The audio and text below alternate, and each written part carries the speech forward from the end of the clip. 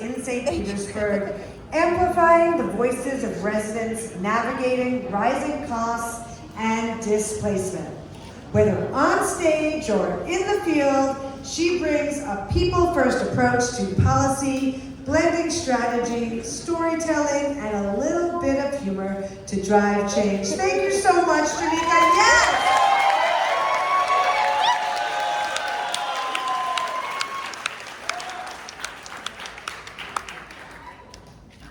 Hello, nerds. As my lovely nerd novice Bessie said, my name is Janika Williams, and I am running for City Council here in District 6 in St. Petersburg.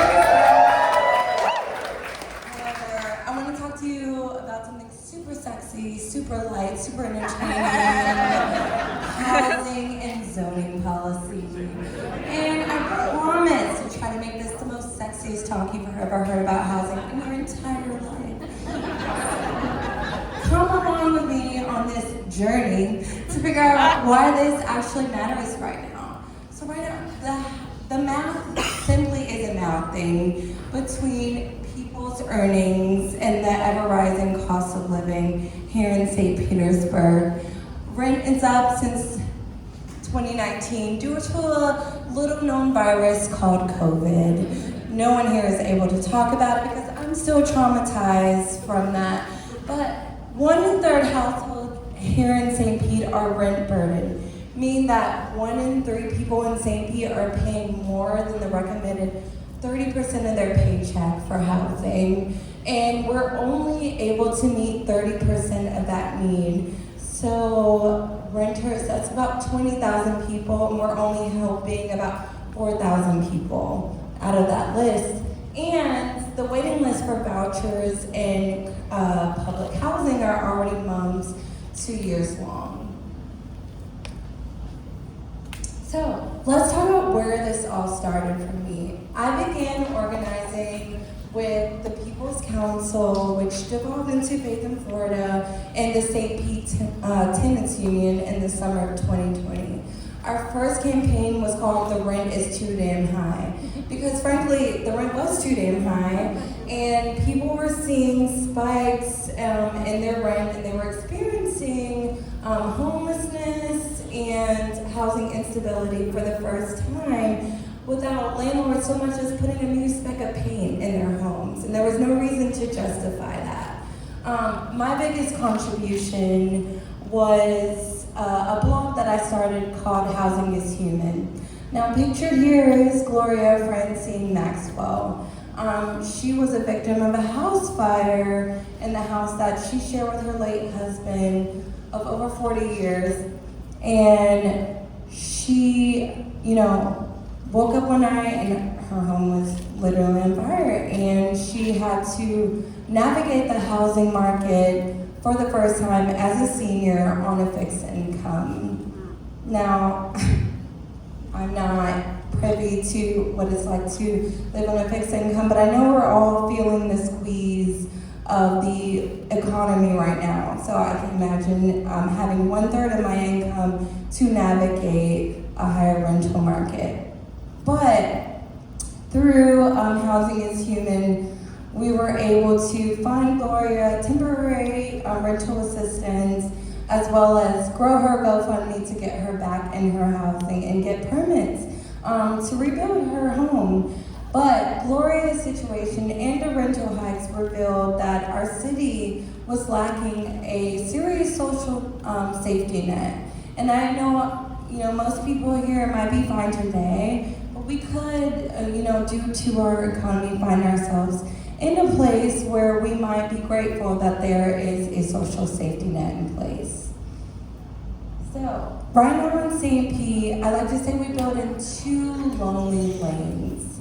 We have some deeply subsidized housing that's dependent on vouchers, and then we have market rate housing that's coming, or luxury for a guy named Chad who works in crypto, or Sylvia and Morty's vacation house in Florida. But they both look nice on the surface, and they both meet a need, but they can't stand alone. So with the deeply subsidized housing, there are some concerns around long-term sustainability, and like I said, the need exceeds the capacity. And with the market rate housing, there are a bunch of empty units that are sitting there, and they receive tax incentives, which could be going towards more subsidized housing.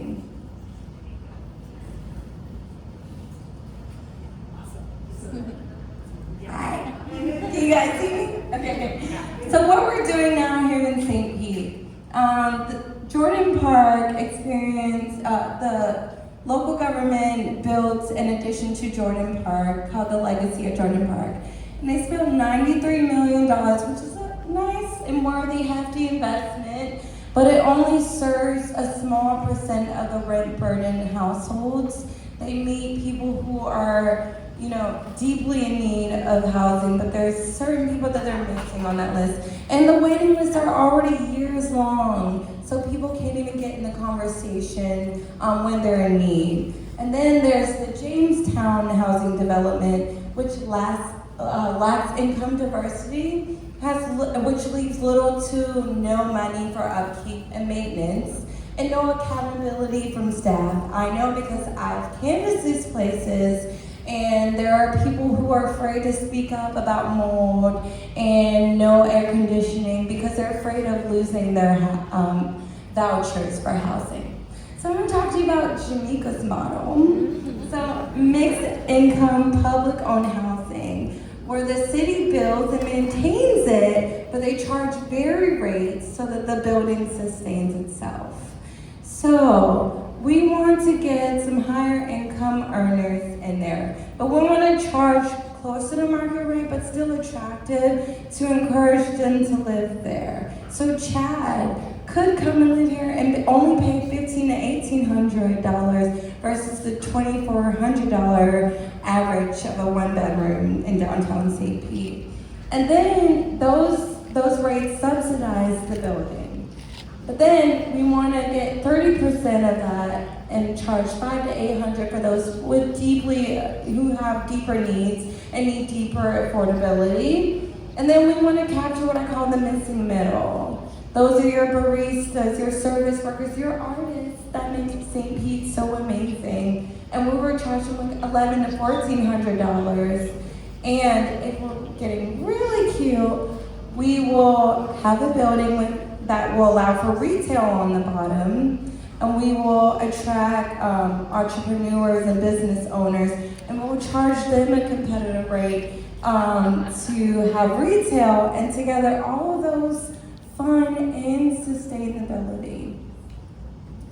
And the crazy part is we don't have to reinvent the wheel here. This is already being done in other parts of the US and other cities. So places like San Francisco and Denver and Atlanta, Georgia are already doing this right now. And we can scale that to St. Pete. But they've done things like reform zoning laws, and the city bought parcels and rehabbed them. So those are things that already cut costs. We have land that's in parcels that are already ready to be redeveloped and rehabbed, so that will cut costs to housing. They've legalized all types of housing, like duplexes and triplexes and cottage clusters. And they've cut red tape to permitting. I met someone during my canvassing that it took them 3 years to get a front porch on their own house that they already own. Can you imagine the obstacles to try to build affordable housing? But there's also been deep success with these models of housing. They've been able to stabilize the overall housing market, so no one's housing values have gone down because they built public-owned housing in their neighborhood, but also other places adjacent haven't gone up because of those places are nearby. Atlanta alone saw $600 million in tax revenue because they were able to, businesses invested in these neighborhoods, and people had extra money to spend in these businesses. They reduced workforce turnover rates because People didn't have to commute for work. They already live where they work. And because of that, people were able to get to work and they were able to stay in these places. And when it's a city can sustain its workforce, it eliminates so many issues, because when it can't, it's not just a housing problem, it becomes an everything problem. So what can we do in St. Pete? We can update our zoning laws. I mean, right now, building an ADU seems like an act of domestic terrorism, and it doesn't need to be. We can also build on city-owned land or reimagine parcels just begging for drywall and a shovel, and that, like I said, it cuts costs. We can rethink what is deemed affordable. Right now, we have remote workers that are making way more than the average Floridian who works here is making, and that is skewing what we call our annual mean index, which is what is currently measured to deem what's affordable in our city, and that's making some of these places that are affordable housing $1,700, $1,800, $1,900, which like I said, our baristas, our teachers cannot afford. And we need to release the stigma surrounding affordable housing. This does not have to be your grandmother's government-owned housing project. There are some really great examples of really nice subsidized housing out there. And next I want to talk about the cost of progress versus inaction. So this creates jobs in construction, engineering, and trade. And when we do it right, those jobs go to people right here in St. Petersburg so that they can continue to contribute to our economy. It creates a thriving working class, and it improves the lives of seniors and young professionals and working families. And it promotes a walkable, transit-friendly neighborhood. Inaction, though. Labor shortages. Again, when a city can't sustain its workforce, it creates problems everywhere. And then closing schools. We already seen 2 schools that have closed due to a mass exodus from St. Pete, due to people being pushed out, but also establishments. Like, I'm still not over the Hideaway closing due to these rental hikes, but we're seeing them all the time. It creates displacement and gentrification, which we're seeing on the south side. But it also risks losing the fabric of our city. What makes St. Pete great? And what makes people want to keep living here? We can sustain our workforce and our artists and our restaurateurs and our baristas. Like, I want to go to Black Crow and get my coffee from the same person that's been making it for 10 years. Like, I want that. So in closing, the housing crisis isn't happening because we don't know what to do, but because we just aren't doing it. We have the space because quiet as it's kept, there's more to the St. Pete than just downtown. I know it's an amazing place, but we just need a little bit more bold leadership. Call us to Christ and to combat it. We are at a crossroads in a city, and we need to think about what kind of city we want to live in. Do we want a city that works for the few or for everyone that lives in it? And I challenge you all to think about that. We want to make sure that everyone has a voice and that can live in dignity here. Together we can take back our city and create some more bleeping housing. I'm running for office, so I won't say fucking, but we have the land and the means. Now we just need a little bit more backbone to execute it.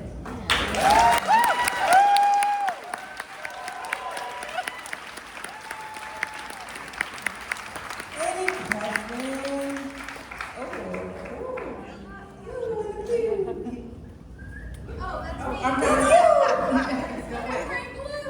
Okay, here, I'm gonna come to you. Next. I feel like I can project, but I will use the microphone. I feel like it's a two-part question, and one is, what is the conversation about corporate entities buying property? I know, I was like, should I even say this? But buying residential property, and what can we, as the average person, do to help save our communities, honestly? I'm just voting. Like, number one, we have to vote. There is an attack on local government here in Florida, and people's right, or people's right to govern are being taken away. So we have to show up and vote. But also, you have to, we need to let people know, show up to city council when I'm gonna be pushing ordinances like this to get, housing issues passed.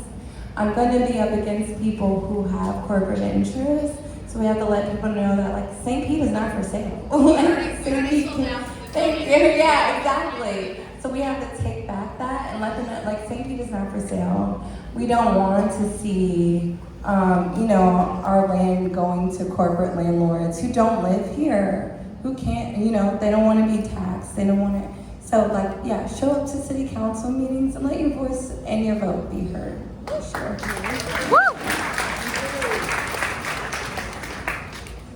Check. Hey, thanks for unpacking this. It's pretty important. I've got a question and I guess a reminder for the group. July 28th is the last mayoral debate for St. Pete, and wildly encourage everyone to go and check this out, because this is the position that will be impactful to what you're talking about. The question, it's a volatile one, you may or may not want to speak to it, but of the 6 candidates, what's your take on who is best for what you're discussing here versus who might be worse? If you don't want to answer, you don't have to.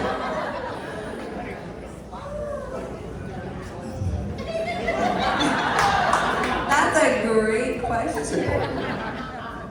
I think that people should, there are 3 more mayoral forums that are happening.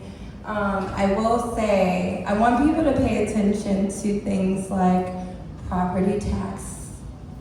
That is going to be up on a ballot, and see how that measures when it comes to funding things like this. Obviously it's a need, so is resilience and infrastructure. So I want people to take a look at what's going to come up on the ballot and see which candidate out of the 7 most likely match up with that. I am also a League of Women Voters member. So I'm gonna take that hat and be like, I'm nonpartisan when it comes to telling people who to vote for, but I would encourage them to go to Vote for 1-1 or the League of Women Voters Voters Guide. We always put out a voters guide to see which candidate is most aligned with your values. Jimmy, over here. Over here. Say thank you so much for addressing this issue. Of course, our governor wants to tell us that he's solved it because he's going to eliminate property tax. So that's going to solve it all, right?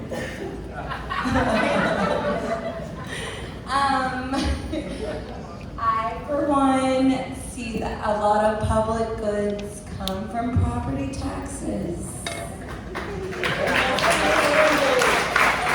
Shared public goods that we want to see come from property taxes. I think our governor could have a little money to interest. He could. That's just me. However, that is not the position that I would take. But again, I encourage people to look at voter guides and see what works best for them.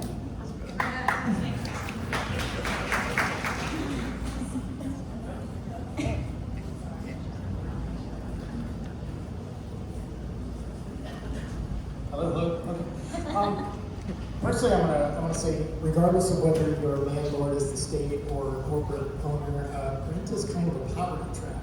So, have you ever given any thoughts to the idea of high-density housing as a resident-owned co-op sort of thing, instead of, making people rent for their entire lives, so they can buy into ownership of the property and having, building some wealth and having equity out of that whole process? Yeah, I strongly believe in community land trust as a buyer, you know, position. You can buy into these. Any New Yorkers or Northerners, they believe in like co-ops, and I would love to see some more co-ops. And those are also have been proven to be successful models of this very same thing. And I talk about it's like roommates with walls, and you only have to share a bathroom if you want to. So, like, it's that type of thing that you're talking about. And there is wealth in home ownership, but St. Pete is a rental-friendly place, and that's why I chose to focus on that. But I do encourage people to talk, to think about community land trust as a way to build wealth and entry to home ownership, for sure. Over here. Sorry, on the side. Yeah. Hi. Hi. So, in regard to homeownership versus rental, in the state of Florida, across the state, homeownership sits around 60 to 67% based on what numbers you're looking at. And yet, when you look at the tax revenue, more than 65% of the taxes come from homes that are not homesteaded, from properties that are not homesteaded. So even the new proposed property tax isn't going to address that adequately. So my question is, in the communities where you've seen success partnering between the cities and multi-income type sort of housing situations, do those communities also have a situation where the tax situation isn't equitable when you're looking at how it impacts people that are low income, or what we, not transitional housing as into getting housing, but you have young adults who are looking to rent while they're going to school or getting established in their career before they do home ownership? I think most of the data that I've seen has been positive around people that are in those transient situations that I've talked about. Again, like, these have created really good, you know, high income earning jobs. It's created more tax revenue, which then turns to, you know, more socially helpful situations for people who need it, like first time home owners insurance. You know, like, those funds become available because they go and like positively affect taxes, so they can have more first-time home buyers insurance, and like, we're gonna help you put down this, like, all those positively affect those streams of revenue that are then able to trickle down back to young earner, you know, young professionals and seniors and stuff. So with some of the social issues that typically affect those groups. So. Over here. Yeah.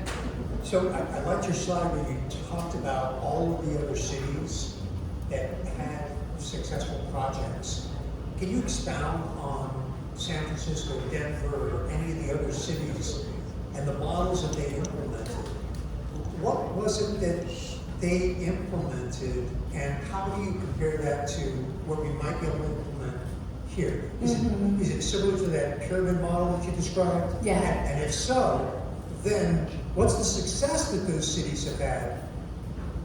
And talk to us about that. Certainly. So I took all those, the model, the pyramid that I showed from those cities. So they've implemented things like buying city-owned, or like using city-owned parcels and community land, city-owned land to build the exact type of housing that I showed. I call it Jamaica's model because it hasn't been done here in St. Pete, so now I'm like, Let me do it. but like, it's been done in other places and it's shown great success. Like I said, it's deconcentrated poverty in a lot of areas because there is a lot of stigma around public-owned housing to say like it's ghetto or like it's all poor and stuff. And so when you have this mixed income model, it attracts all types of income earners, and it contributes to the success of the building.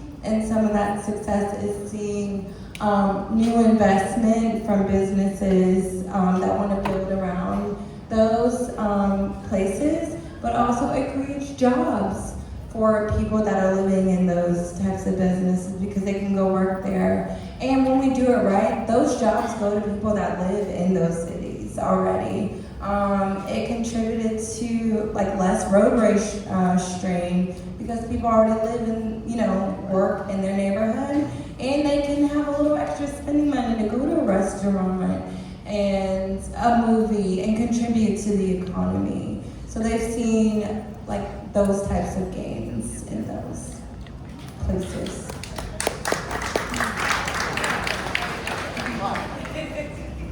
I live in District 6. In a fabulous mixed-up neighborhood with fabulous neighbors.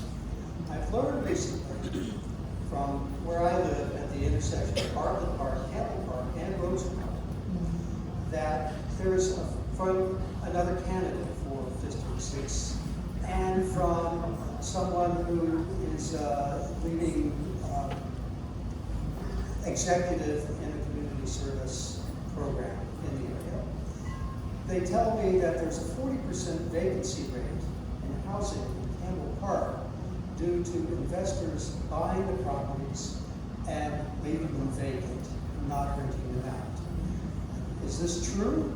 That is very true. And what's the effect of that? The effect of that is widespread displacement. The effect of that is gentrification in a historically Black neighborhood and widening equity gaps. We are not, due to our lovely governor in Tallahassee, able to tax those people on those investments, but we're seeing that these places that could have been affordable now being, rented out at astronomical prices. Yeah, just left vacant because they want them to buy them, or they want to rehab them. Like some people are rehabbing them to be able to charge more money, but again, the effect of that is these widening equity gaps, these, I would say urban blight, kind of, like it's right off of, Rosa Park is right off of downtown, and Campbell Park is right off of downtown, but we're just seeing, these vacant lots that are unable to be taxed and unable to become revenue for the city of St. Pete. So that's absolutely true, and that is why we can't tax them, is an effect of preemption from the state legislature.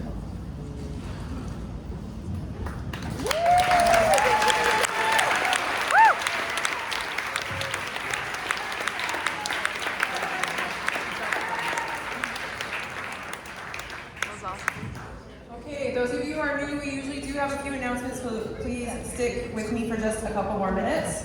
I want to thank